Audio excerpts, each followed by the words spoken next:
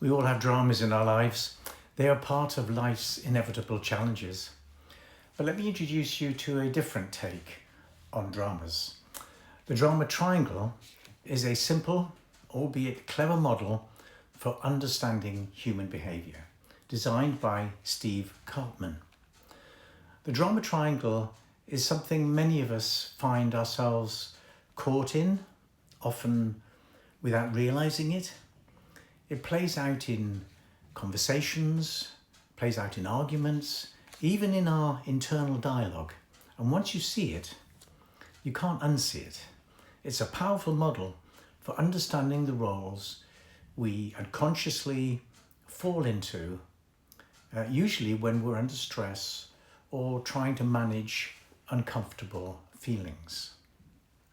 Now, there are three roles in the triangle. There is the victim, the rescuer, and persecutor. These aren't identities or labels, they're roles we step into, sometimes for just a moment, sometimes for years. And we can shift from one to another in the same interaction. The victim role is where we go when we feel powerless, when something goes wrong, and we think, why me? Or, I just can't cope with this. We may be slipping into that space. It's not about being an actual victim of harm. That's a very different and real experience. This is more about a mindset where you feel stuck, unable to act, and we look for someone else to save us, or even to blame. In this place, we often disconnect from our own ability to make choices or indeed set boundaries. And it can feel oddly safe, even comforting, because responsibility then belongs to someone else. Then there's the rescuer. Now, this role looks helpful on the surface. It's the one who wants to fix, to step in, to make it better for everyone. And often that comes from a genuine place of care.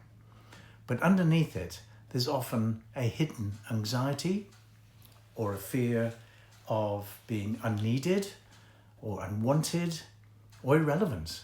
Rescuers tend to give too much, say yes when they want to say no, and feel responsible for other people's emotions. They often neglect their own needs while focusing entirely on someone else's.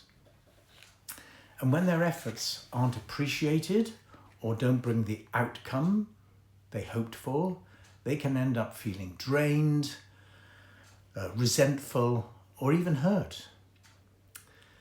Now, the third role is the persecutor. This is the one that criticizes, blames, or controls. Sometimes it shows up as anger, sarcasm, or even silence. Sometimes it's overt, sometimes it's covert, or as we call it, passive-aggressive. People in this role often feel overwhelmed themselves, and the only way they know to regain control is to push others down. There's usually fear or even shame underneath, but instead of sitting with that discomfort, it gets projected outwards. It's a way of protecting the self, but it creates distance and damage in relationships. What makes the drama triangle so interesting is how quickly we can move between these roles. You might start out trying to help someone, rescuer mode, and then feel unappreciated or rejected. So you slide into victim. No one sees what I do. From there, frustration builds, and suddenly you're blaming or criticizing, and that's the persecutor. And this can happen in the space of a single conversation. Once this triangle gets going, it actually feeds itself. Each role depends on the others to stay in place. The victim needs someone to rescue or to blame. The rescuer needs someone to save. And the persecutor needs someone to criticize or control. And often the people involved are unconsciously trying to meet emotional needs, like feeling safe, like feeling valued or seen, but in ways that keep the pattern going. This dynamic often begins in childhood. If we were taught that love came through pleasing others, we might take on the rescuer role. If we weren't allowed to express anger safely, we might suppress it until it leaks out as blame, sarcasm, or criticism, namely the persecutor. And if we learned that expressing needs led to rejection, we might turn to the victim role to get attention or care, but indirectly. Recognizing when we're in the triangle is the first and most powerful step. That moment of, oh, I'm feeling like I have no control, or I'm trying to fix this because I can't tolerate their discomfort, or I just snapped because I felt cornered. These are signals. They're not failures. They're invitations to pause and notice what's really going on underneath the surface. Each of these roles is trying to cope, trying to get a need met. Safety, control, love, or validation. But the triangle keeps us locked in cycles that don't truly meet those needs. It keeps us reactive instead of responsive, defensive instead of open, and disconnected from our own agency. It takes courage to step out of the drama triangle because it often means doing something completely unfamiliar. Instead of rescuing, we might need to let someone face their own consequences and trust their ability to cope.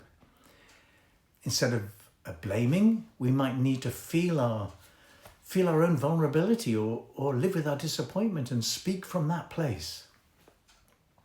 Instead of feeling helpless, we might need to risk taking responsibility and making a choice, even if it's small. This isn't about being perfect, none of us are, or never slipping back into the pattern. We all do. The goal is simply to notice, to bring a little awareness, a little more compassion, and a little more choice into the way we relate to ourselves and others. Because when we understand the drama triangle, we can stop playing out the same old roles and start having real, honest, connected relationships with others and, of course, with ourselves. And if you'd like help stepping away from the drama triangle, visit my website and book a free discovery call, and let's see what's possible.